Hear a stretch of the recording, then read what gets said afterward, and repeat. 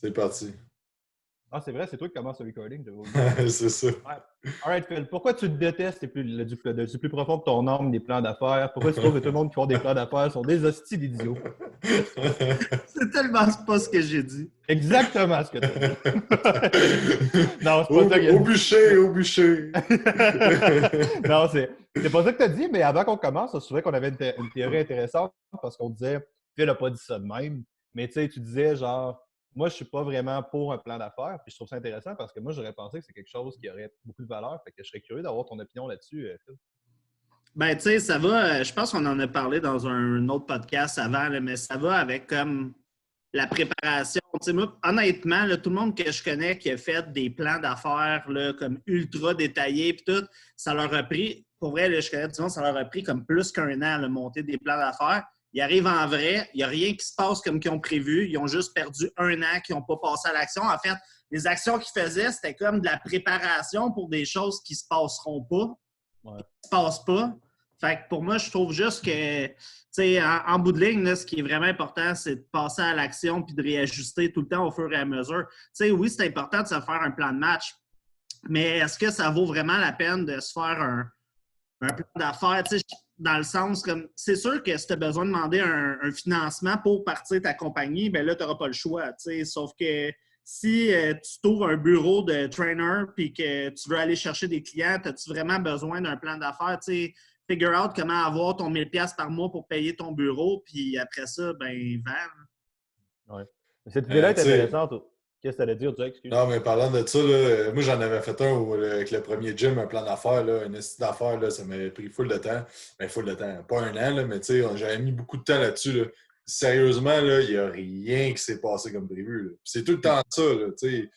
Il n'y a rien qui passe. Puis tu sais, je pense qu'il y a bien du monde qui font des plans d'affaires pour se rassurer parce qu'ils ont peur de se lancer. Fait que là, ça les rassure de structurer ça. Puis des fois, ben, je pense que ça fait une illusion au monde qui passe à l'action, mais ils ne passent pas vraiment à l'action parce que c'est pas stressant de faire ça. Tu n'as pas peur en le faisant. Parce que hier, bref, il y a un gars qui racontait une histoire qui disait que, dit présentement, tout le monde, c'est comme sauter d'un avion ou genre faire n'importe quoi d'extrême. Là. Tout le monde a un peur à certains niveaux, là. Mais tu sais, il faut le faire pareil. Il faut quand même faire le quoi.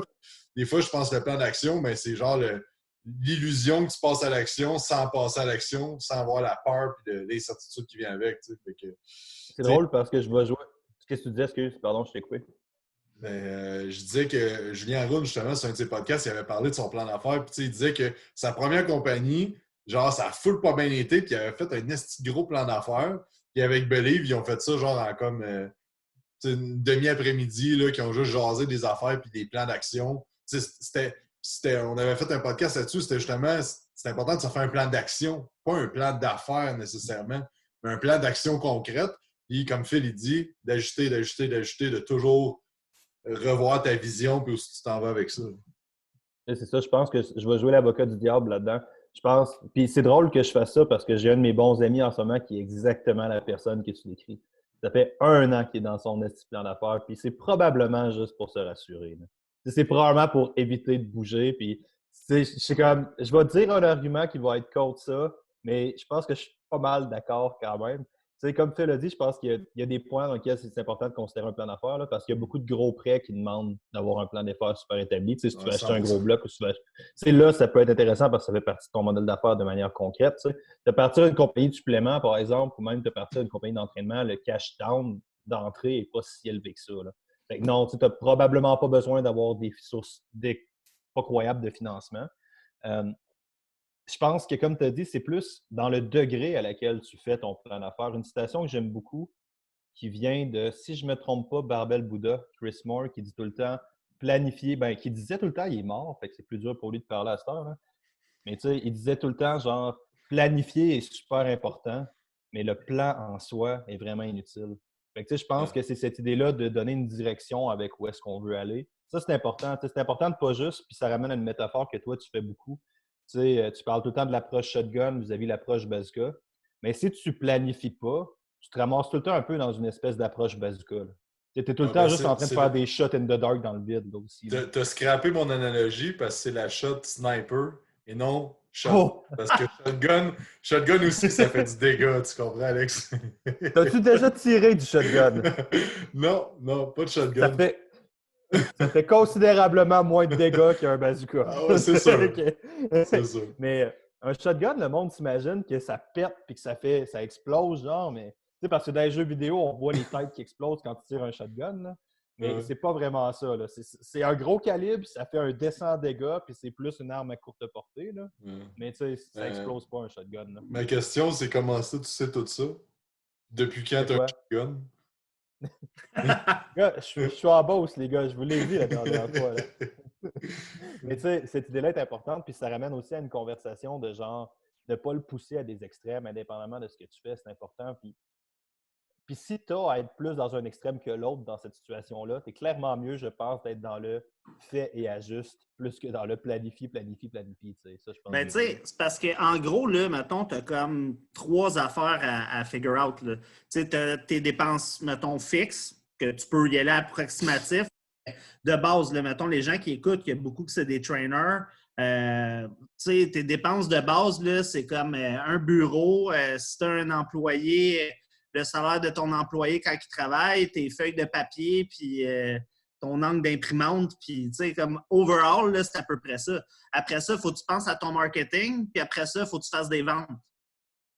Mettons là, que tu fais un plan d'affaires, divise-le en 3, ça va te donner pas mal ça. C'est sûr que ça peut être quand même plus complexe que ça, sauf que ça reste que c'est les grosses parties. Ben, tu sais, on jase. Non, pas vraiment. On jase, là, t'es comme ça a être plus complexe que ça. Ben, moi, je trouve que c'est un très bon point de départ. Là. Ça fait solidement un job. Là. Ben, puis après ça, c'est ça, ton marketing, c'est juste de savoir de quelle façon tu veux t'y prendre. Tu vas-tu, tu sais, comme au début, souvent les gens vont y aller avec leur réseau de contacts, ils ne vont pas nécessairement investir de l'argent. Mais après ça, si tu investis de l'argent, c'est juste de te poser la question jusqu'à combien tu es prêt à perdre. Parce qu'au début, ça se peut que quand tu commences à faire des publicités ou tu payes dans le vide un peu, c'est comme un normal. Mais là, après ça, c'est là qu'il faut que tu réajustes. Tu checkes tes stats, tu regardes si c'est bon, si c'est pas bon.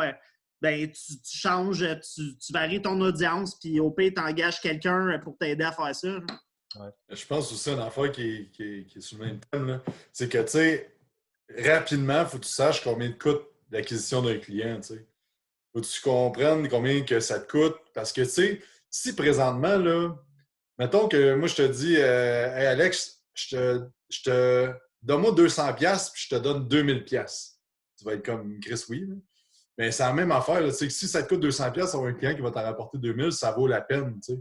Peut-être que là, tu vas te dire, OK, 1000$ pour un client 2000$, ça commence à valoir moins la peine, mais reste que c'est important à rapidement se demander cette question-là puis voir combien ça te coûte. Puis après ça, c'est une stratégie qui te coûte, mettons, 10$ pour acquérir un client qui t'en rapporte 2000$. Là. Ben comme, fais juste mettre plus de pubs, tu vas juste rapporter plus de clients. Graduellement, ben, ton audience, elle va diminuer, fait que ton coût d'acquisition va monter. Puis, tu sais, là, je pense présentement, tu sais, moi, je sais pas pour vous autres, mais tu sais, moi, je suis prêt à payer 200, 300, 400, 500$ pour un nouveau client présentement, là, qui va rester avec nous autres pour l'année, par exemple, tu sais, qui va prendre un forfait, tu sais, parce que présentement, ben, ça va coûter un petit peu plus cher d'aller chercher des clients. Mais bref, parenthèse. Mais c'est une bonne parenthèse, c'est intéressant de dire ça parce que, tu sais, même si. Puis c'est un peu comme ça que je voulais plugger le podcast au début parce qu'il y a beaucoup d'affaires qui étaient importantes avant que tu pouvais un peu contourner quand la situation était plus optimale, était plus parfaite. Tu sais. De ne pas savoir ton coût d'acquisition de clients, de ne pas savoir comment attaquer une stratégie. Tu sais, il y a beaucoup d'affaires, cette thématique-là, on en a beaucoup parlé dans les autres podcasts. Je pense que c'est super important de retaper là-dessus. Il faut être conscient de l'aspect business. Si tu es à chier en business en ce moment, tu vas couler, mon homme. Point barre. Ben, en partant, là, déjà, juste, veux pas les gens qui vivent au jour le jour, dans le sens que tu vends une séance, le client te paye, tu vends une séance, le client te paye. Avoir une idée précise de c'est quoi ton coût d'acquisition de client, ça peut devenir dur dans le sens que, tu sais, mettons, moi, je sais qu'on vend des contrats annuels. Fait que c'est facile de savoir qu'un client qui achète un contrat de X nombre de rendez-vous ou telle fréquence, ça va nous rapporter X nombre de 1000 dans l'année. Ben là, tu sais, c'est sûr que quand tu signes des contrats annuels, ben là, c'est sûr que je suis prêt à payer plus cher pour avoir un lead si je sais qu'il va être closé et qu'il va signer un contrat pour 1 an. Puis après ça, si tu as tes stats, puis tu sais que ton renouvellement de client, mettons, tu renouvelles 2 personnes sur 3, bien là, tu sais, c'est comme ton client, il ne vaut pas 2000, il vaut peut-être 4000. Fait que payer 1000$, tu sais, comme ça va vraiment varier de compte. Tu sais, le monde là, qui vend des forfaits à 10 000$, mettons, là, ils vont être prêts à mettre beaucoup plus pour aller chercher un client que si tu vends des contrats à, je sais pas, 250. Oui, c'est sûr que oui, oui. Bref. Mais cette idée-là aussi, puis là, ça ramène à une autre idée dans laquelle on avait parlé sur la diversité des services. Tu sais, le sens de ne pas juste avoir des services low cost, puis juste avoir des services premium. Tu sais.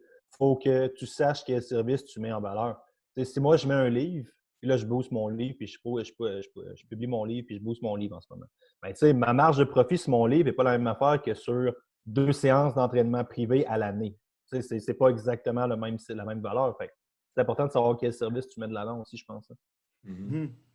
Total, ben, ton livre, ça peut être un bon low ticket offer. Là, quand, exemple, tu es vendé à 5% ou whatever, mais là, les gens qui ne te connaissent pas prennent le livre, ça fait un moyen de pub. Puis là, si tu as fait ta stratégie, après ça, ça peut ramener vers du coaching ou peu importe. Là. C'est exactement, ça a été une de mes grosses apprentissages de 2019, ça, je te dirais vraiment. Là. C'est comme le. J'avais pas de. Il y a beaucoup de monde qui était prêt à acheter sur mon audience, qui était juste pas prêt à acheter un service d'entraînement privé aussi élevé. Fait que là, il y a comme plein de monde qui ont acheté tranquillement, puis là, c'est de remonter un peu cette clientèle-là vers d'autres services un peu plus payants, genre.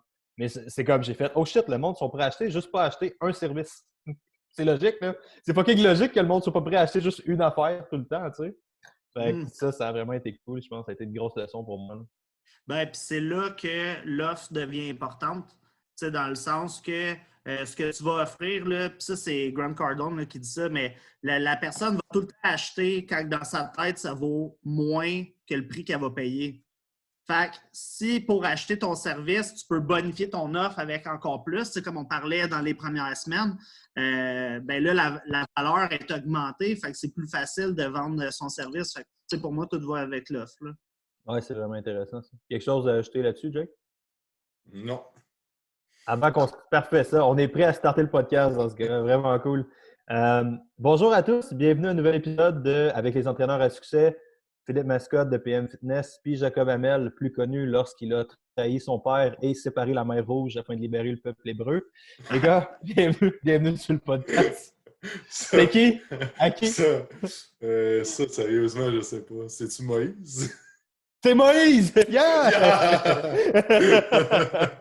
J'avais, juste avant qu'on commence le podcast, j'étais en train de chercher, OK, qu'est-ce que Moïse a fait? Pour pouvoir t'en bloquer ça demain. Donc, les gars, merci beaucoup d'être là. La première affaire, comment ça se passe cette semaine? On a jasé un peu avant de décoller. Comment ça se passe de votre bord? On commence tout le temps avec Phil, fait qu'il y a autant commencer avec Phil. Phil, comment ça se passe? Moi, honnêtement, il n'y a pas grand-chose de nouveau. Là, on travaille encore sur la plateforme. En fait, l'affaire la plus nouvelle qui a été updatée aujourd'hui même, Clément il a fait une préparation, une périodisation de 12 semaines d'entraînement à la maison avec élastique. C'est comme la grosse différence parce que sinon, sur la plateforme, tout est bodyweight. Fait que c'est ça. Il a périodisé ça. On l'a mis en ligne aujourd'hui. Fait que là, tout le monde qui est là-dessus a accès à ça. Fait que ça, c'est le gros plus. Sinon, moi, j'ai avancé une couple de formations en ligne que j'ai dit présentement. Là. C'est ça qu'on trouve. C'est ça que je trouve nice parce qu'on jasait un peu avant de commencer, moi et toi. Là.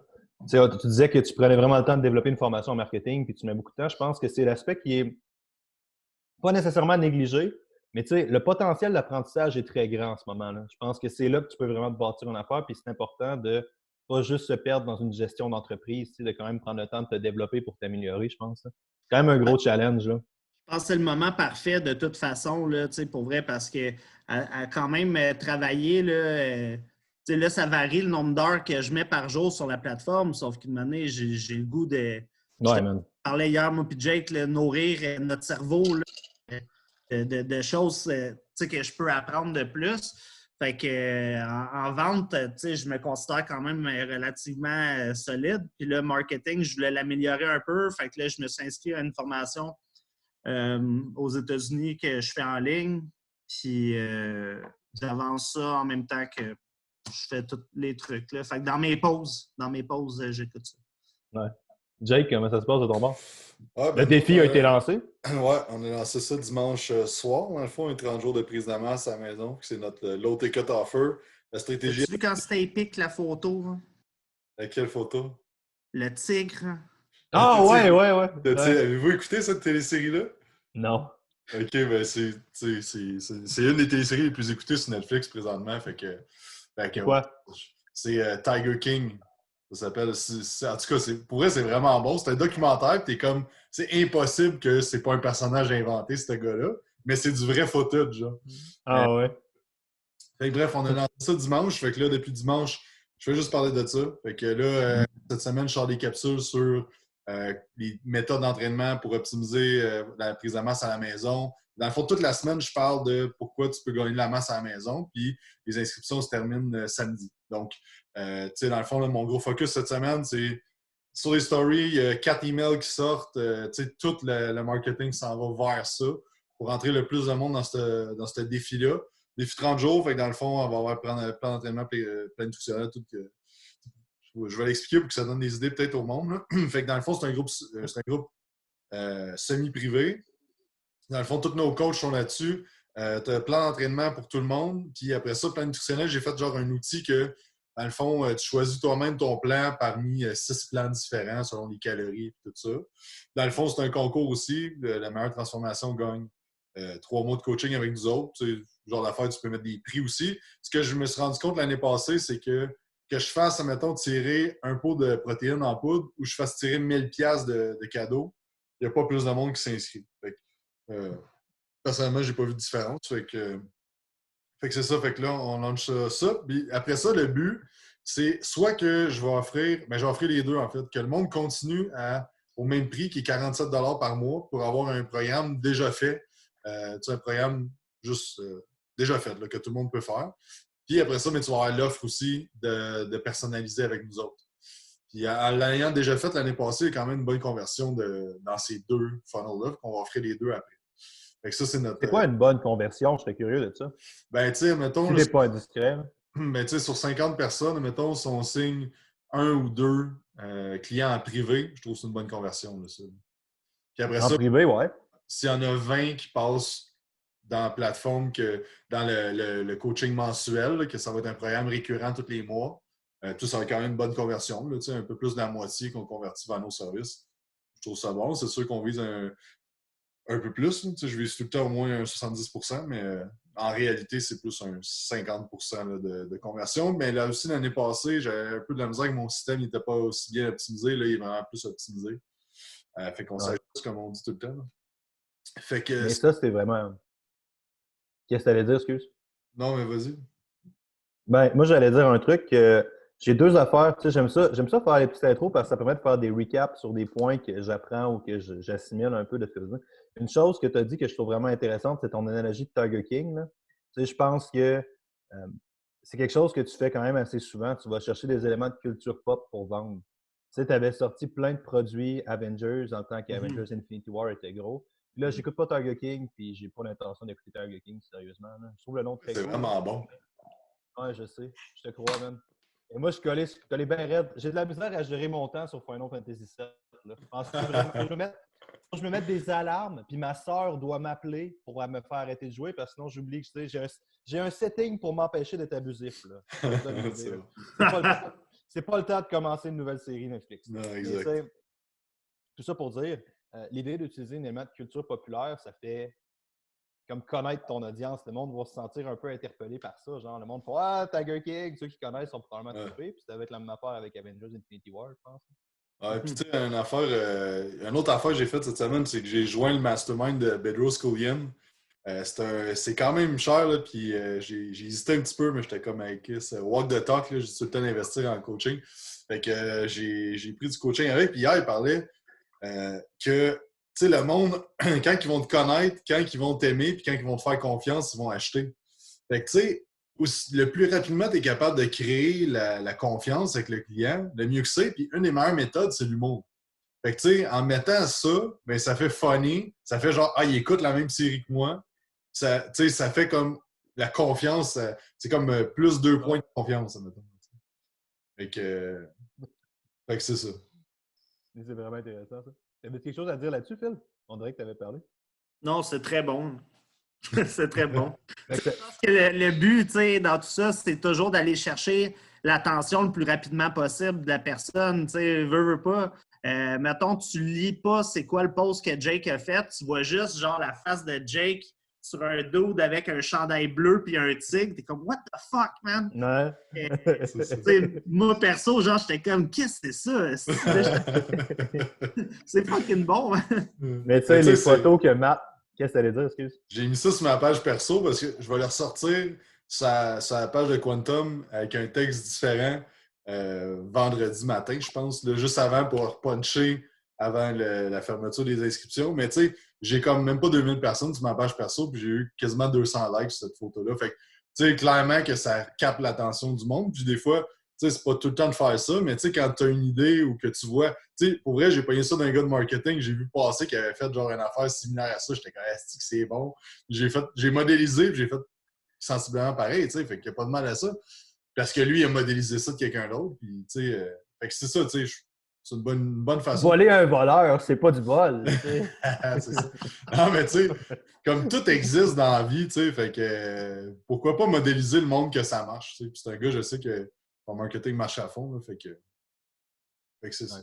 Mais cette idée-là est vraiment intéressante, tu sais, c'est de réaliser. Puis j'ai toujours cette conversation-là avec Maxime, Dr. Kin. Là. Tu sais, dans sa tête, Maxime, autant qu'il souhaite, les gens sont des êtres logiques, rationnels, capables de prendre des décisions par eux-mêmes, tu sais, qui savent réfléchir. Comme, les humains sont des êtres fucking sensationnalistes puis émotionnels, bro. Là. Tu peux te perdre dans cette conversation-là tant que tu veux, mais reste qu'à un moment donné, il va falloir que tu deals avec la réalité. Là. Tu sais, puis c'est important de passer par l'émotion. Là. Ah ouais, 100%. Puis c'est qui le gars là, qui parle tout le temps avec... ben pas tout le temps, là, mais ils font des trucs ensemble là, avec Dr. Peterson. Là. Lui, Chris Harris, ou c'est ça? Le philosophe. Là. Mais bref, lui, il parle de plein de recherches qui prouvent qu'on prend pas les décisions qu'on pense qu'on prend nous-mêmes. C'est toute une influence du monde autour. Tu sais. On pense que c'est nous autres qui décident, mais c'est pas toutes nous autres qui décident. C'est comme un gros mélange de tout ce qui nous entoure qui fait en sorte qu'on prenne une décision, mais c'est aucunement notre être profond qui prend la décision. Là. Fait que oui, c'est 100% émotionnel. Puis, tu sais, c'est fait, je pense que tu disais, à un moment donné, le monde achète émotionnel, mais il rationalise après, tu sais. On fait tout ça, là. Ouais. De quoi? Ouais. Comme, ça, j'en avais vraiment besoin. Ouais. Quand tu le sais, là, c'est super facile de vendre parce que tu vends la transformation, tu vends l'émotion à personne, tu fais vivre une expérience. Puis après ça, tu fais juste y rationaliser le pourquoi que c'est bon pour elle, puis tu as closé le deal. Là. Ouais, puis c'est pour ça que quand tu as quelqu'un au téléphone ou en avant de toi, qui veut des services, là, c'est pour ça que faut pas juste, tu lui demandes c'est quoi tes objectifs, OK, gagner de la masse, OK, là mes forfaits, telle affaire, on va faire ton éval, t'as ci, t'as ça. Là, t'es juste dans le rationnel, genre. T'as pas parlé de l'émotionnel de la personne, puis c'est en parlant de pourquoi c'est important pour elle de s'entraîner, puis qu'est-ce qu'elle va chercher, comment elle va se sentir, puis tu sais, de vraiment rajouter de l'émotionnel là-dedans. Que là, quand tu vas arriver avec ton rationnel de c'est quoi les étapes pour traverser le pont, comme on parlait l'autre jour, c'est quoi qu'on va utiliser pour te faire traverser le pont, ben c'est là que là, ça va puncher pas mal plus que si tu commences avec le rationnel. C'est important. Aussi, c'est que au-delà de la vente, ça reste que si tu poses des bonnes questions et tu vas vraiment chercher ce que la personne a veut, ben c'est bien plus facile de faire un excellent travail de coaching. Oui, oui, vraiment. Juste demander à la personne, c'est quoi ton objectif, elle veut perdre du gras, tu laisses ça là. Écoute, c'est pas mal plus deep que ça, qu'est-ce qui l'a amené à vouloir perdre du gras. Fait que, il faut tout le temps prendre le temps de poser les questions, puis d'aller en profondeur, puis vraiment écouter la personne. Puis, autant que dans les méthodes old school de vente, ils disaient de faire ça, mais que pour aller chercher les réponses quand même de la personne, de laisser des moments de silence, là, puis de la laisser parler, ça fait que la personne elle pense plus. Puis honnêtement, à le faire pratiquement à toutes les shots que j'ai une éval à faire ou je vais vraiment comme laisser la place à la personne pour qu'elle parle. Souvent, les gens vont essayer de combler les vides. Fait que là, ils vont parler, puis là, tu reposes des questions sur ce qu'il dit. Puis tu vas chercher de plus en plus d'informations. Puis même la personne, après ça, quand tu répètes ses propres mots, c'est comme elle s'entend quand tu le répètes, ben, souvent, elle va réaliser des affaires, puis bref, ça va te donner tout ce qu'il faut pour bien coacher la personne, en plus de pouvoir bien lui vendre le service qu'elle a besoin. Ça, c'était dans ma. C'est vraiment malade que tu parles de ça. Ça, c'était dans ma conférence que j'ai ôté. J'ai ôté cette partie-là parce que c'était trop long, le sommet. J'avais mis une belle photo de Taylor Swift avec, tu sais, la leçon des meilleurs entraîneurs au Québec, là. J'avais mis une belle photo de Taylor Swift avec intelligence émotionnelle. Tous les gars qui arrivent au top dans un domaine très précis ont tous un niveau d'intelligence émotionnelle plus prononcé, que ce soit pour gérer des équipes ou comprendre des humains.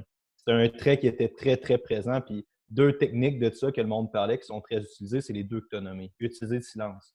La personne, si tu es dans un contexte pas d'autorité, mais étranger, et que tu mets un gros silence, je te jure que ça va être awkward. La personne va sentir le besoin de parler, à moins qu'elle soit très, très confiante. Puis tu fais pas ça pour la manipuler, pour la faire parler. Tu fais ça pour avoir quelque chose de plus profond que je veux perdre 15 livres. Tu sais? C'est important. Puis c'est important de mieux comprendre ta personne parce que, Chris, comment tu vas la servir comme il faut si tu ne la comprends pas? C'est ça. C'est là qu'après, justement, tu demandes qu'est-ce qui fait que c'est important pour toi de perdre 15 livres. Puis là, tu continues là-dedans. Là. Puis la reformulation aussi, c'était super important. Puis c'est super important de comprendre ça. T'sais. Un bon coach a une intelligence émotionnelle développée. Fait que si tu es juste la personne rationnelle, au mieux, tu ne mangeras pas de ta profession. Ou au pire, tu ne vas pas servir tes clients de manière optimale, je pense. Ben, c'est juste parce que moi, je pense pas que le coaching, c'est des maths. Oui. Ben, en partie, mais pas uniquement, mettons. Là. Ben, on s'entend qu'il y a des paramètres qui peuvent être similaires à des maths que tu peux évaluer, autant tes progressions, il y a plein de choses que tu peux évaluer, sauf que tu deals avec des humains en bout de ligne. Là. Puis on en parlait là, 5 minutes. Là. Ben, les humains là, sont sensationnalistes, émotionnels. C'est totalement le contraire qu'un logiciel d'ordinateur bien straight. Là. Léo Tolstoï, connaissez-vous? Ça me dit de quoi? Calendar of Wisdom. C'est un. Hein? C'est un philosophe. Ouais, oui, probablement qu'il rentrait dans la catégorie philosophe. À la base, c'est un écrivain, c'est un nouvelliste. Mais oui, c'est un philosophe. Puis une citation de Tolstoï qui est vraiment, moi j'aime beaucoup cette citation-là, c'est la métaphore du bateau que Jake parlait. C'est l'idée qu'on voit tous un bateau vaincre la mer. Genre, t'es comme le solide bateau qui traverse l'océan. Et tu sais, t'es comme, le bateau domine l'eau, là, tu sais, c'est ça qui se passe. Mais n'importe qui a un peu de connaissance en maritime va juste te dire, non, man, tu sais, c'est les courants marins qui poussent le bateau. Tu contrôles potentiellement ta direction. T'es pas juste, t'es pas une victime.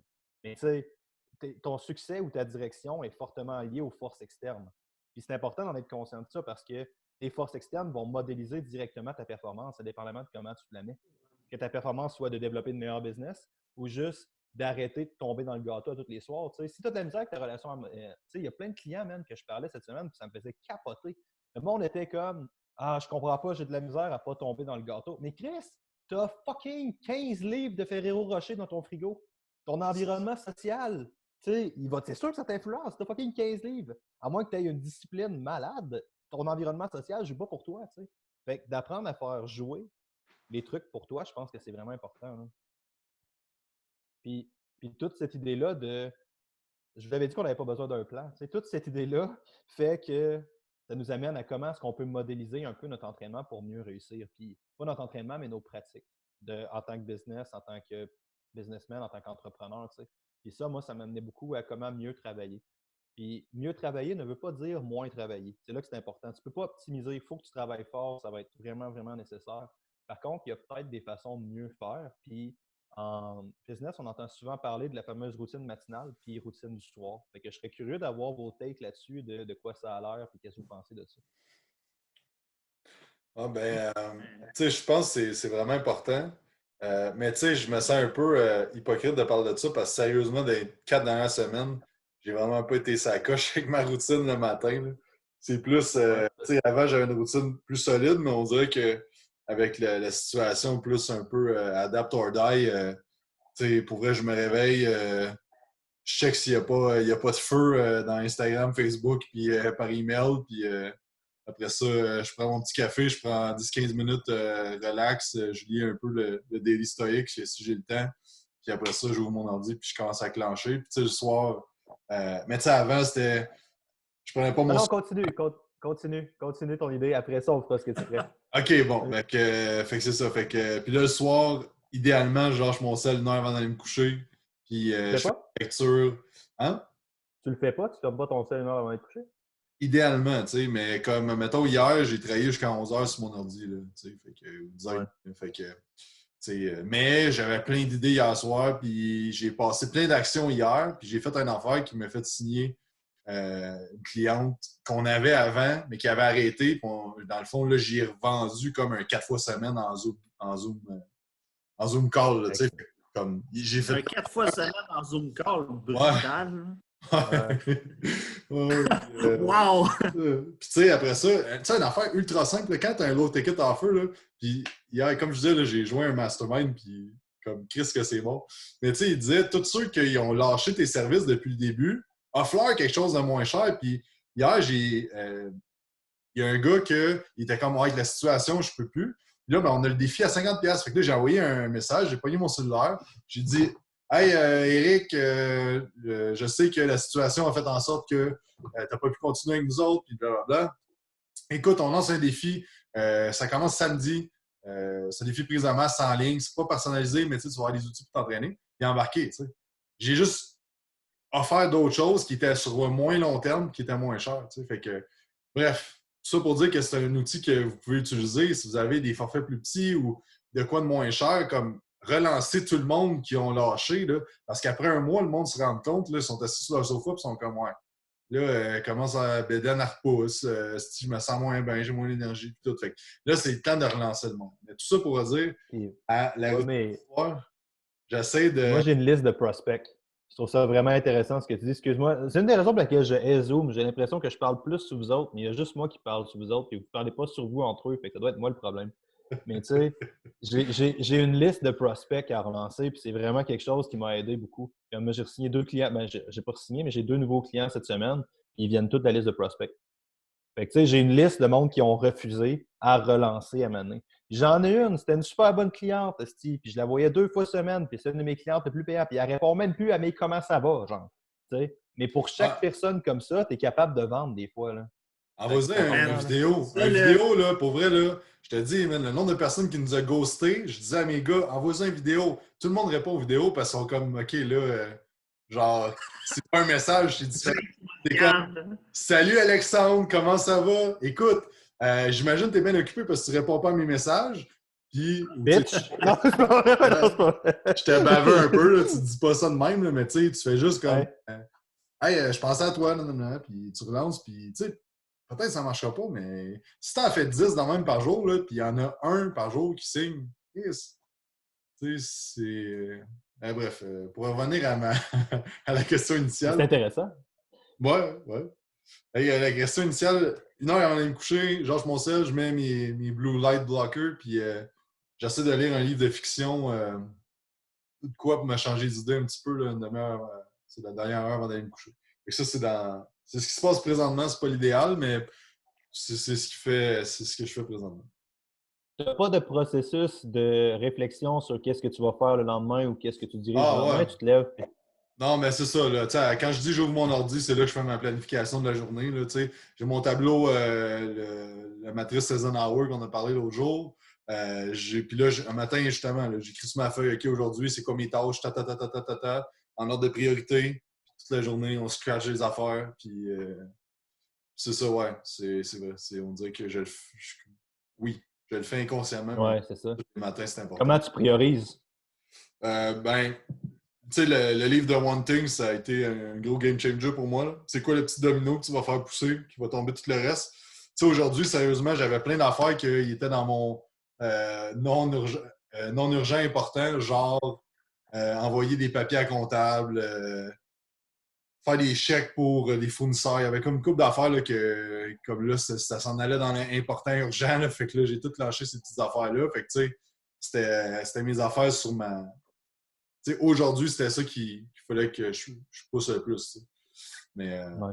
tu sais, je me dis, c'est quoi l'affaire qui va faire en sorte que tout le reste va avancer ou c'est quoi l'affaire que là, j'ai plus le choix vraiment de faire parce que j'ai trop attendu. 2 métaphores qui sont vraiment intéressantes. Cette idée-là d'avoir la pierre qui va déclencher le plus de changements. Tu sais, ça ne va pas être parfait, mais il y a tout le temps certaines choses qui ont un potentiel de se régler d'eux-mêmes. Moi, je ne l'observe pas comme toi parce que One Thing, moi, sérieusement, j'ai pas aimé ça. J'ai vraiment pas trouvé que c'était un bon livre. Là. Mais, tu sais, j'ai la même métaphore, juste d'une autre façon. J'aime beaucoup l'idée de qu'est-ce qui a un potentiel de se régler de lui-même. Puis la quantité de choses qui ont un gros potentiel de se régler si tu poses une autre action, de faire comme deux pierres d'un coup sont vraiment présentes. Là. Cette métaphore-là est super intéressante, je trouve. Là. Puis la deuxième affaire que tu as dit, s'orienter, c'est important d'avoir une certaine direction, mais ça ramène à ça. Mais la deuxième affaire que tu as dit que je trouve vraiment, vraiment important, c'est. Euh, fuck, j'ai oublié. C'est pas grave. C'était pas assez important, Alex. Non, c'était vraiment important, mais c'est pas grave. On va rembarquer sur. Je vais sûrement y repasser après, puis après ça, on va ramener là-dessus. Ouais, la deuxième affaire que tu as dit que j'ai trouvé vraiment intéressante, c'est d'avoir un zone out. Tu es un gars super intense dans la vie, tu as besoin de grandir. Tu fais comme fucking Blight Sound, puis tu es comme ça.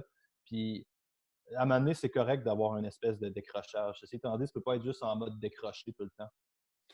Non, Ça, c'est c'est ça. Mais important, je tu pense. sais, je pense qu'il y a des types de personnes qui décrochent trop, puis il y en a qui décrochent pas assez, tu sais. Puis comme moi, c'est un challenge. C'est un de mes challenges. Puis tu sais, présentement, je l'échappe un peu de ce côté-là, là, de décrocher puis de me changer d'idée. Là, tu sais, c'est mon challenge présentement, tu sais. Fait que, mais il y a du monde, ça va être le contraire. Puis je pense qu'il faut juste connaître tes forces, tes faiblesses, puis être capable de As-tu essayé jouer. d'aller marcher? Pardon? As-tu essayé d'aller marcher? Ouais, ben ça, quand il fait beau, tu vas, là, ça l'aide. Là. Mais tu sais, oui, mais tu sais, comme, mettons, c'est pas long que je me remets à repenser à toutes mes affaires, tu sais, mais comme, Mais je je te dis sais pas ça que pour ça. c'est temporaire, là, tu sais. Vas-y. Mais je te dis pas ça pour ça parce que moi, c'est souvent ce que je fais, c'est que j'ai un bloc de travail prioritaire le matin. Moi, j'aime ça mettre des chiffres. Fait que moi, j'ai mon bloc 1 le matin. Puis là, j'ai mon bloc prioritaire. Puis souvent, je bâche mon truc prioritaire. Puis souvent, c'est tous les trucs créatifs ou qui me demandent beaucoup de brain power, mettons. Là, comme en ce moment, c'est la conférence du sommet. Fait que là, c'est comme tous les trucs où est-ce qu'il faut que je sois créatif. Je fais un boost de travail là-dessus. Après ça, j'arrête tout. Puis je vais juste marcher parce que là, je suis comme brain dead. Puis juste le fait de marcher, ça me donne un gros boost de créativité après. Fait Mhm. que c'est pas Ouais. nécessairement c'est pas un down. C'est un down pour remonter, genre. Ouais. Mais c'est cette métaphore-là que j'utiliserais, mais c'est juste une suggestion. Ouais, mais tu sais, je- moi, j'ai l'impression, ben, chaque personne, il faut qu'il trouve son affaire. Mais tu sais, Ouais, c'est sûr. moi, quand je ressens le besoin de faire ça, je le fais. Mais comme j'ai quand même une bonne capacité d'être focus pendant un bon bout de temps. Là. Mais justement, je pense que c'est une excellente idée, ça, d'aller marcher, de faire une activité physique. Tu sais, ça refait tes chemins neuronales aussi, là, quand tu apprends quelque chose, de bouger après. Mais Ouais. ah, puis le matin, dans le fond, je m'entraîne. C'est ça, j'ai oublié de dire. Dans ma, Ben oui, ben oui. dans Ouais. ma routine, tu sais, je m'entraîne 4-5 fois par semaine ces temps-ci. Là.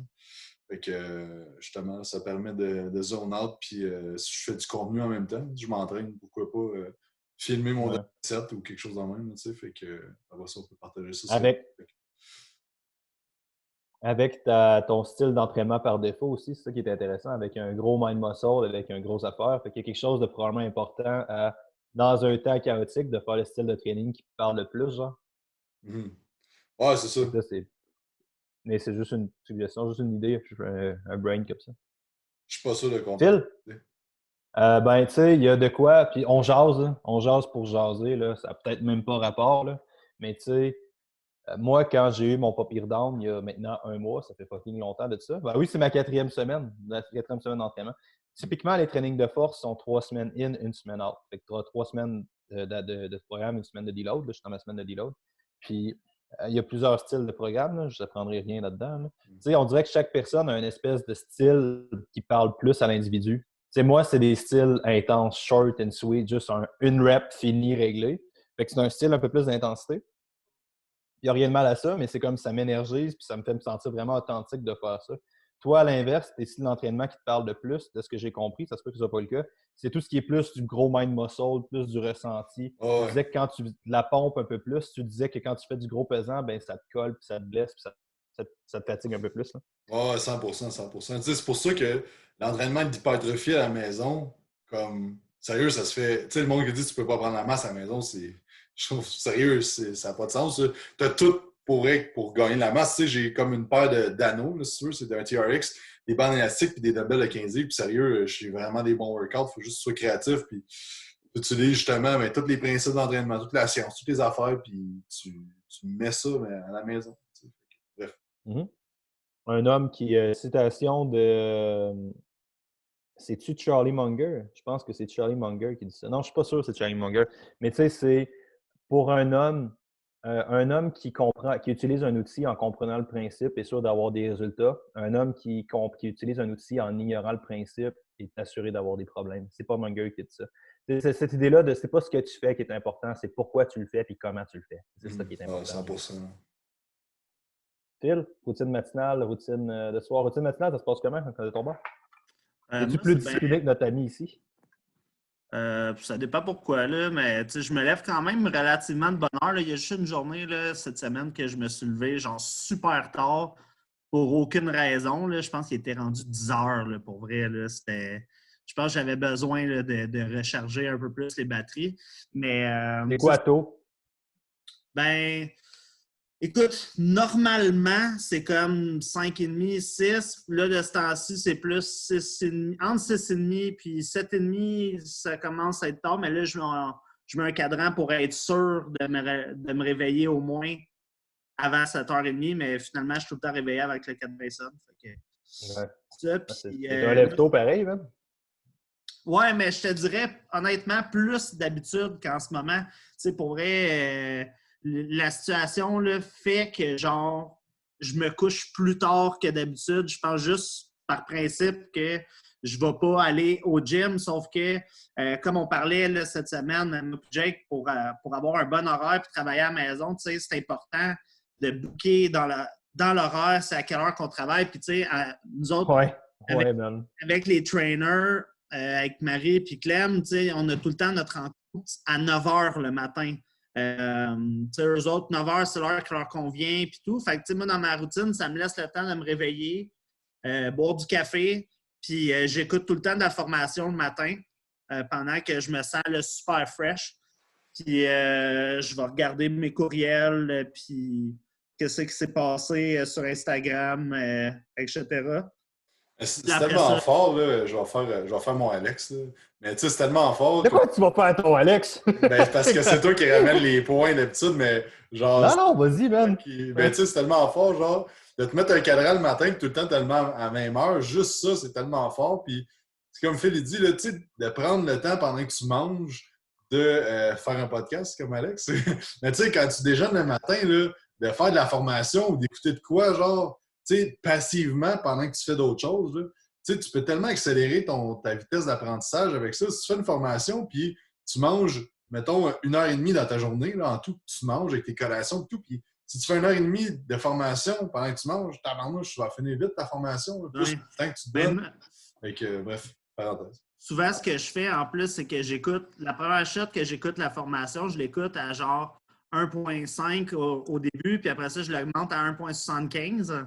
Puis après ça, comme après que j'ai travaillé ma journée en après-midi, souvent, je vais refaire de la formation que je vais écouter à vitesse normale puis que je vais prendre mes notes en même temps. Fait que c'est ça. Puis après ça, ben, ma routine du soir là, est quand même plutôt relax. Là, je te dirais qu'à partir de 6h30, tout est pas mal à off. Là, comme je fais de la bouffe avec ma blonde. Là, puis on met de la musique. Puis je finis par écouter un film de Will Ferrell puis m'endormir. C'est qu'il est bon, Will Ferrell, man. C'est tellement drôle. Tu parlais de ça à ma blonde. Là, je pense qu'elle a été écœurée. Ah ouais, il est parfait, Will Ferrell. Son style de hier, j'ai écouté Happy Gilmore. Hein. Ah ouais. Wow. J'avais une idée d'humour à la Will Ferrell tantôt que je ne sais pas si je vais concrétiser ou non, mais je voulais faire une espèce de vidéo puis prendre whatever un consensus que tous les entraîneurs font puis le défaire, mettons. Là. Puis, mettons comme, il faut que tu squattes à 90. Là, j'aurais filmé un extrait où est-ce que j'aurais fait des caricatures de chaque entraîneur au Québec en me déguisant comme eux. Puis en disant, mettons, il faut que tu squattes à 90. Mettons, toi, mettons, Jake, j'aurais mis une calotte Quantum, mon t-shirt Quantum, parce qu'il m'a donné un t-shirt Quantum. Je serais mis des oreillers ou quelque chose. J'aurais mis une voix plus grave, plus monotone un peu. Puis j'aurais fait genre, faut que tu squattes à 90. Sinon, j'aurais fait comme, yo, toutes ces vidéos, mettons, je me serais mis de camisole, je me serais dessiné un arbre ici, puis j'aurais juste fait Quelque chose comme ça. Puis juste imiter plein de trainers comme qui disent la même affaire. Ça Ben, Mais ça, risque c'est justement, vrai. d'être drôle. ça vient de me faire penser, là, les vidéos là, qu'il fait. Là, je me rappelle pas c'est quoi son nom. Jackson! Jackson! Ouais, ça, Ouais, là, Jackson, ça, ouais. c'est crissement bon, là, tu sais, comme on parlait tantôt, là, pour aller chercher l'attention. Là. Moi, ça, je trouve que c'est écœurant. Là. Ouais. Mais tu sais, C'est toi, tellement Alex, drôle. cette vidéo-là, Ouais. tu dis, là, c'est tellement bon, tu devrais faire ça avec tous les entraîneurs les plus connus, genre, parce que ton audience, Ouais. t'as bien les entraîneurs, puis, tu sais, genre, Thibodeau, c'est pas dur, tu prends un bâton dans tes mains, genre, puis comme tu te mets une beige sur la tête, genre. Tu sais, comme, genre, tu pourrais vraiment pousser ça, ça serait fucking drôle. C'est une bonne Mais tu idée. sais, au-delà de ça, je pense que je peux vraiment tous vous imiter très bien. Alex Gagnon-Bouchard, là, j'imite quand même bien sa voix, là. Ah ouais? Je suis quand même capable de vous imiter pas si pire, ça pourrait être quand même très drôle. Il y C'est a quoi qui vrai. est vraiment fort là, quand tu fais une vidéo, là, puis je l'ai pas tant appliqué, là, mais c'est d'imager qu'est-ce que tu dis, tu sais, puis mettons une idée là, que moi j'avais, c'est genre, mettons, tu sais, t'images, mettons, ton client, il va arriver à pogner un plateau d'entraînement à un moment donné, puis tu peux imaginer un mur, puis tu vas filmer un mur, mettons, puis genre, comme que toi, tu es la personne qui détruit le mur pour cette personne-là, puis qui passe à travers le mur. Ouais. Tu comprends? Tu sais, Ouais. d'imager certains trucs. Puis, tu sais, un des affaires, nous autres, on va faire avec un ballon. J'ai acheté des ballons, genre, de quasiment 8 pieds de diamètre, genre, bleu. Et dans le fond, ça va être ça, l'ouverture du vidéo. On va faire de quoi avec le ballon, puis ça va être en lien avec ce que je vais dire. Fait que, tu sais, d'imager en vraiment gros, ben, je vais te le Un dire. ballon de 8 pieds. Ouais, ben, pas 8 pieds, là, je me souviens plus combien, là. Mais c'est au moins 6 pieds, là. C'est vraiment gros, là. Ouais, c'est gros en tabarnak, là. Puis, non, pas 8 pieds, là. J'ai exagéré 8 pieds, là, c'est pas 8 pieds. J'étais comme, c'est ça, c'est immense. Non, mais c'est vraiment un gros ballon, là. là. C'est vraiment un gros ballon. Mais pas tant que ça, là. J'ai exagéré, désolé.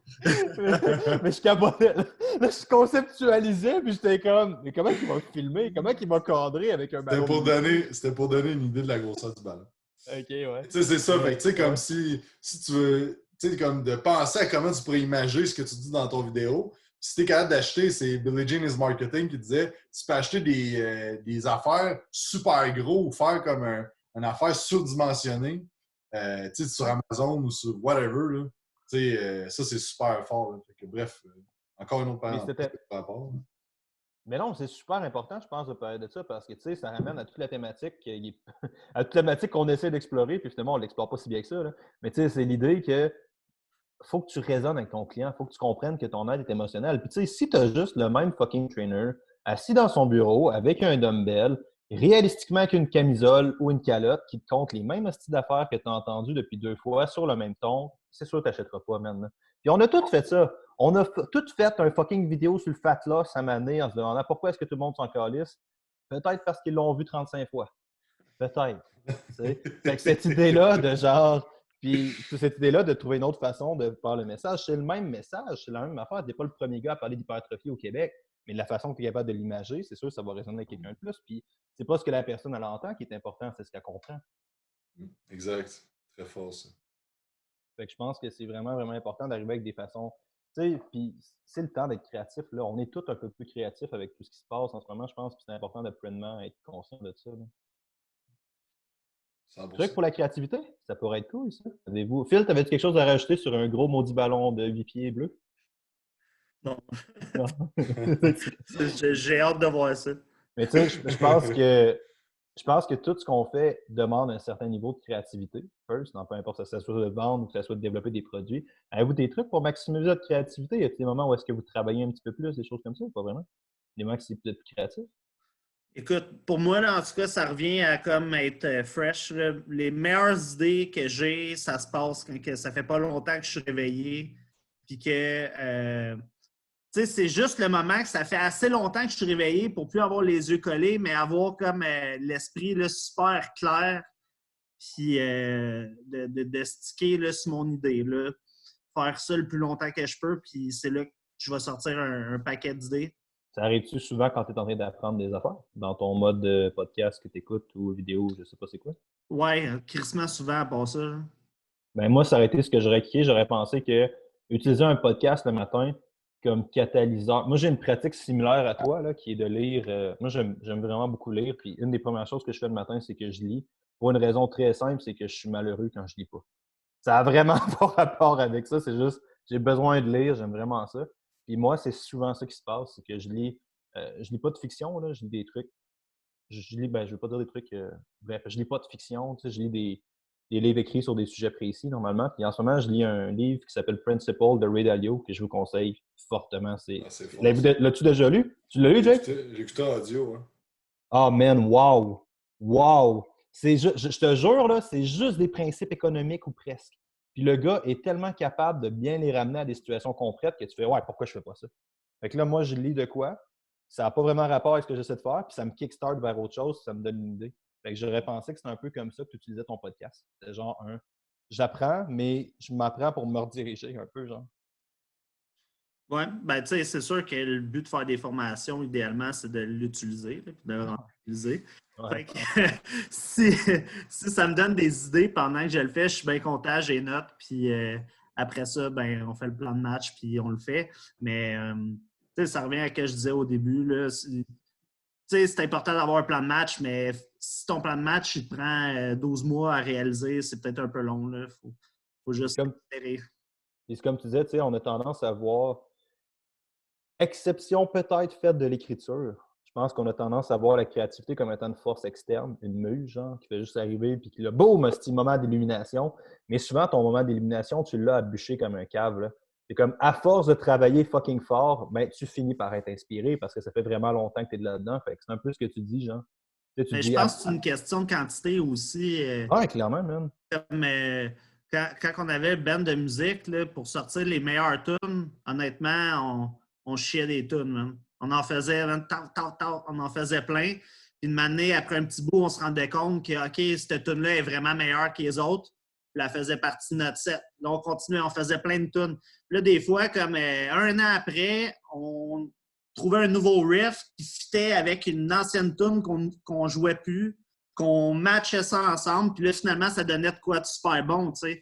Fait que je pense encore là, c'est une question de nombre. Là, plus tu en fais, plus que tu sors des idées, tu sais, Jake, tous les défis qui sortent, les programmes, etc., ben, à un moment donné, tu n'as pas le choix de faire du bon stock, là. Ouais. Steve Jobs, vous connaissez Steve Jobs, j'imagine? Bien sûr. Une des citations les plus connues de Steve Jobs, la créativité n'est pas de créer des points, c'est de connecter les points existants. C'est exactement ce que tu dis avec ton idée des riffs. La créativité, créer des produits, c'est pas juste genre arriver avec un moment magique puis amener, réinventer la roue 6 fois. C'est prendre des choses qui existent puis les amener dans un aspect différent. Genre. C'est exactement ce que tu dis avec ton exemple. Je trouve ça très hot. Là. Ben, tu sais, surtout en plus, en musique, moi, je comparais souvent ça à justement le training parce que ça reste que tu as un nombre de notes prédéfinies déjà, puis tes accords, c'est des combinaisons de notes. Puis après ça, tes riffs, c'est comme un enchaînement de plusieurs notes, mais tu sais, tout a quasiment déjà été inventé. Mais après ça, c'est tes arrangements, puis c'est ce que tu vas mettre qui va faire la différence. Là. Albert Einstein, tu connais Albert Einstein? Albert Einstein, c'est la biographie d'Albert Einstein que je suis en train de montrer pour ceux qui écoutent. Albert Einstein dit toujours ça, man. Il dit « La créativité, c'est l'arrangement de différents riffs. » Je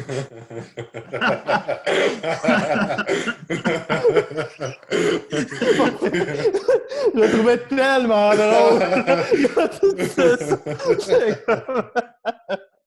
Bon gars. Excusez-moi, j'étais vraiment. Sérieux, tu devrais tellement poster ça sur les réseaux, genre. Des citations, genre. Comme Einstein disait. La créativité, c'est comme plusieurs riffs de Rocky. Mais tu sais, mais cette idée-là, ça ramène un peu à. Parce que j'ai quand même fait une couple de formations pour ceux. Là, il y a du monde qui vont trouver ça très drôle, puis il y a du monde qui vont trouver ma joke crissement pas drôle. Là. Mais tu sais, c'est correct, c'est 100% correct, mais tu sais, en humour, c'est toujours ce que tu essaies de faire un peu. C'est tu essaies de prendre plein d'éléments, puis après ça, tu les matches ensemble. C'est exactement tout ce qu'on est là. C'est tu crées plein de possibilités, après ça, tu fais alright, comment je peux déformer cette idée-là ou comment je peux amener ça, mais tu sais, il faut que tu aies ton hostie de stock. Il faut que tu aies ton contenu, il faut que tu aies tes affaires. Tu ne peux pas juste attendre de pitcher sur une feuille blanche. C'est pas ça qui va arriver, tu sais. je pense. Ou ça arrive très rarement quand ça arrive, là. Exact. Jake, truc pour optimiser la créativité ou comment ça marche dans ton cas à Euh, toi? Dans ton entraînement, tu as l'air d'avoir beaucoup d'aides guidées. Pour m'être entraîné quand même une couple de fois avec toi, t'arrêtes ouais. souvent pour prendre des notes. Euh, ben, tu sais, j'ai tout le temps été quand même créatif, là. Fait que j'ai la misère à. Je suis tout le temps dans la lune, moi. Fait que c'est une force et une faiblesse, là, dans le sens que Ouais. j'oublie bien des affaires, mais je pense à bien des affaires aussi. Mais, tu sais, une affaire, là, c'est que le moment où je suis le plus créatif, c'est quand je suis pas stressé, tu sais. Fait que quand que je suis dans un mindset pas stressé, ça l'aide beaucoup. Puis, tu sais, c'est souvent à garocher des idées, tu sais, comme c'est arrivé, quoi, genre 1000 fois que Phil puis moi, on se parle, puis comme, ah, c'est bon ça, c'est tellement une bonne idée, puis là, on se garoche des idées, puis genre, ça vient que chacun de notre bord, on a full d'idées qu'on va pouvoir appliquer, tu sais, puis l'Académie Quantum, là, c'est exactement ça qui s'est passé. Je faisais une consultation de business avec un coach, puis là, lui, il fait de la formation, il donne la formation à Ottawa, puis là, on regarde. Étienne, on salue Étienne. Ah, salut Étienne. Puis là, on regardait comment il pouvait, genre, là, il est rendu à son compte. Avant, il travaillait pour RTS, il ne travaille plus pour eux autres. Comment il peut optimiser ça? Puis là, on parlait d'idées. À un moment donné, je suis comme, hey, t'as jamais pensé de faire, genre, tu sais, un genre de mentorship de 12 mois, puis par mois, t'as des modules, t'as des affaires. Puis là, je commence à lui parler de ça. Et comme moi, je sais pas, là, c'est de la job pas mal, puis tout. Puis là, pendant que je disais ça, j'étais comme, c'est une bonne idée. Puis là, j'ai dit, là, cette idée-là, tu penses que tu vas en faire? Puis il était comme, ben non, je trouve que ça me rejoint pas. J'ai dit, OK, mais moi, je vais le faire d'abord. Puis là, ben, c'est direct là qu'elle est sortie cette idée-là, mais c'est en parlant, parce que communiquant les idées, puis un back and forth, tu sais, ça, je trouve que c'est vraiment fort. Puis, tu sais, un peu de modéliser aussi ce que t'aimes, tu sais, un peu la musique, tu entends quelque chose que t'es comme, ah, c'est que c'est hot, ça. Puis à force d'entendre plein d'affaires, mais tu vas venir à faire ton propre riff, mais tu as une influence de tout le monde aussi autour. C'est un peu ça aussi, que moi, c'est sûr que je m'inspire de plein de monde autour de moi, de qui j'apprends. Autant autant business que côté training, que ça me fait justement d'être créatif en m'inspirant d'autres affaires et de le ramener à ma façon à moi. Fait que c'est pas mal ça. Ben là, j'ai deux affaires à dire là-dessus. La première, ben deux questions à poser. La première, je ne suis pas un musicien, les gars. Vous parlez d'un riff en sachant c'est quoi? C'est quoi un riff? J'ai aucune idée c'est quoi. Un riff, là, c'est une série d'accords, là, mettons. Ah, c'est juste ça? OK. Ouais, c'est ça, exact. Peu importe, une tune, c'est une série de riffs. Là. Ben c'est ça, ma prochaine question était c'est quoi la différence entre une chanson et un riff? Ben, mettons, du Ouais, August Burns Red, là, du August Burns Red, les riffs, c'est quand ça va vite, puis après ça, t'as des breakdowns, puis t'as des transitions à travers ça, tu sais. Ah! Mettons que je trouve ça pour que tu comprennes, là. Ouais, ben je comprends très bien, je te dirais, c'est vraiment bon. Hein. Nouvel album en t'entraînant, là. Ah, Vraiment, là. C'est parfait, ça. Mais en tout cas. excellent. Mais j'ai une affaire que tu as dit que j'ai beaucoup trouvé intéressante aussi, c'est tu as parlé que la créativité arrive quand tu n'es pas stressé. Ou quand, tu sais, il y a une thématique, parce qu'il y a une thématique à tout ce qu'on dit, genre. Tu sais, qui, je pense, là, vous me direz, tu sais, on s'en parle, j'ai une maladie mentale, j'essaie de décortiquer toutes les affaires, vous me dites que je ne décortique pas correctement. Là. Mais tu sais, tout ce que je vois avec ça, c'est Phil qui disait hey, moi, j'écoute de quoi, puis j'ai une idée, je restart, man. Mais ça arrive le matin quand j'ai pas eu le temps de me mettre trop dans ma business ou j'ai eu le temps de trop embarquer dans mon flow, entre guillemets. Puis là, tout arrive, puis tu dis, tu sais, moi, c'est beaucoup quand j'échange avec du monde. C'est beaucoup quand je suis pas stressé, c'est beaucoup quand je sais pas d'être créatif. C'est comme, c'est là que ça vient, puis c'est là que ça fond. Mais tu sais, il faut que tu sois dans l'action jusqu'à une certaine sphère quand même. Mais tu sais, de prévoir du downtime, je pense que c'est super important. Puis c'est la grosse affaire qui sort de ça. Puis ton downtime n'a pas besoin d'être une marche dans la forêt avec ton chien pendant que tu écoutes du Céline Dion. Là. Ton downtime, ça peut être de jaser avec un ami, tu sais. Ah, puis, tu sais, Tim Ferriss puis Ryan Holiday ont fait un podcast cette semaine qui c'est A Lifetime puis Dead Time. Puis, c'est le principe qui parle souvent dans le stoïcisme, c'est A Lifetime, c'est le temps que tu vas faire de quoi qui va avoir un impact. Mais faire un podcast comme ça puis échanger, ça va avoir un impact. C'est un A Lifetime quand même. Puis, Ben oui. puis un dead time, c'est d'écouter la TV, puis de jouer Xbox, puis de swiper ses réseaux sociaux, tu sais. On peut en avoir de ça, mais à lifetime, c'est là que tu es créatif. C'est pas en te bloquant le cerveau avec les nouvelles, avec ton téléphone. Tu n'es pas créatif quand tu fais ça. Tu es créatif quand tu es dans ton à lifetime. Fait que ça, ce concept-là, là, de jouer avec ça, je pense que c'est vraiment important. Parce que Phil, comme il disait, Vraiment. il fait la cuisine avec sa blonde le soir avec de la musique. Juste ça, là, c'est ultra un à lifetime.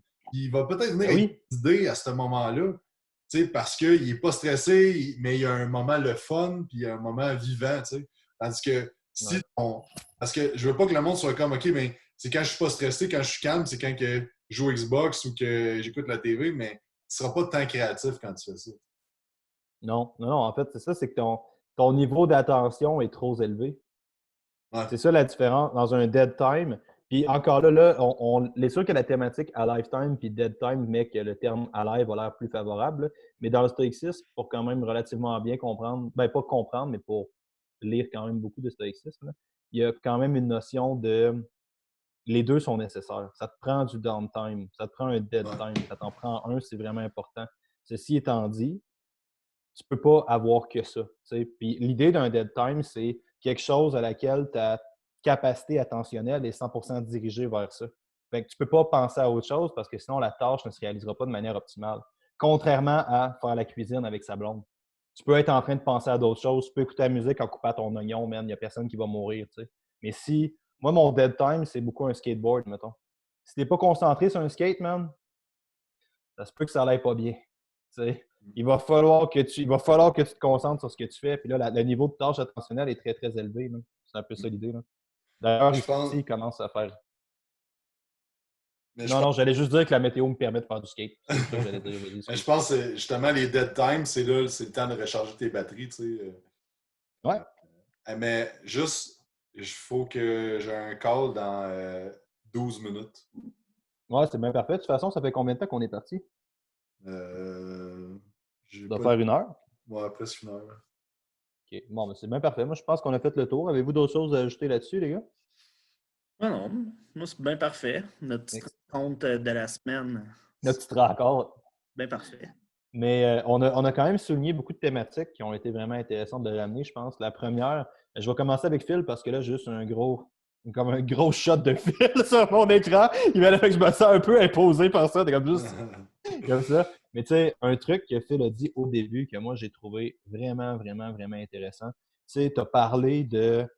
Puis c'est con parce que c'était vraiment pas ça l'idée du podcast, mais tu t'as vraiment, vraiment bien décrit l'aspect émotionnel en vente. Puis je sais que tu t'attendais pas à faire ça, je me sais que tu t'attendais pas à faire ça, mais j'ai vraiment, vraiment aimé comment tu as amené ça. Tu sais, de toujours considérer l'humain comme étant quelque chose de beaucoup plus émotionnel, puis de plugger l'émotion dans ce que tu fais au lieu d'essayer d'amener le meilleur programme d'entraînement ou la meilleure science de l'entraînement. Ça, j'ai trouvé ça vraiment puissant. Sérieux, j'aime vraiment comment tu l'as dit. La deuxième affaire, je pense, qui est importante, c'est, comme vous avez dit, de ne pas se perdre dans la planification. Puis le plan d'affaires nous a beaucoup lancé vers ça au début. Là. Tu sais, qu'il faut que tu aies une direction, que tu ne peux pas juste sacrer des coups de bazooka partout en t'en allant. Puis même, remarque que dans certains contextes, ça peut être très bénéfique de juste sacrer des coups de bazooka partout aussi. Là. Tu sais, quand tu n'as vraiment aucune maudite idée de ta direction, ben, ça reste mieux que rien faire. Tu sais. Mais je pense qu'il faut quand même que tu trouves une certaine direction sans rester paralysé dans OK, qu'est-ce que je fais? Est-ce que je mets du gaz super dans mon char ou est-ce que, tu sais, tu n'as pas besoin de te perdre dans un type d'huile que tu vas mettre dans le char. Là. Tu vas là de telle façon à peu près. Good enough. T'sais. Fait que ça, c'était vraiment, vraiment bon. Puis tout l'aspect de la créativité vient en travaillant. Ça, j'ai beaucoup aimé ça aussi. Je pense que c'est important de le dire. Puis de se prévoir des downtime. Est-ce que ça fait le tour du podcast? Est-ce qu'il y a autre chose à rajouter? Non, c'est bien. Cool. Merci beaucoup, les gars, d'avoir été là. C'était vraiment très cool. Où est-ce que les gens peuvent vous trouver? Phil Masco sur Instagram ou Philippe Mascotte sur Facebook. Luc? J'ai quand même sur Instagram, sinon tout ce qui est très Quantum Training partout. Allez voir ça. Ouais, puis t'es dans le Coran ou t'es dans la Bible? Je m'en rappelle plus. C'est la deuxième édition de la Bible. OK, c'est parfait, merci. Fait que si jamais les gens veulent plus d'infos là-dessus. Ouais, il est chrétien. Il est dans la religion chrétienne, t'as raison. Écoute, j'ai dit ça, j'ai aucune idée, sérieusement. Mais semble que Moïse est un.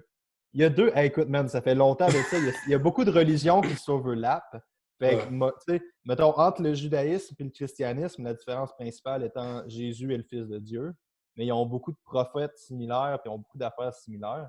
Mais semble Moïse, c'est pas mal dans le christianisme de mémoire, mais encore là, je pourrais me tromper. Je te crois sur parole. Je pense qu'il est dans l'Ancien Testament. Hey, c'était ma joke, bro, c'était ma joke. Au début, je me rappelais pas, je voulais dire genre, t'es dans l'Ancien ou dans le Nouveau Testament, puis les mots me rappelaient pas. J'allais avec Bible puis le Coran. Merci, là. Bon, bref. Merci beaucoup tout le monde. Si jamais vous avez aimé, vous savez que vous avez aimé. N'hésitez pas à nous laisser un commentaire, 5 étoiles, ça fait une grosse différence sur la visibilité. Alexandre Busque, Facebook, Instagram, Momentum Show, Facebook, Instagram. Si vous avez des questions, n'hésitez pas à m'écrire. Ciao, bye! Tu peux-tu fermer ça? Yes, sir.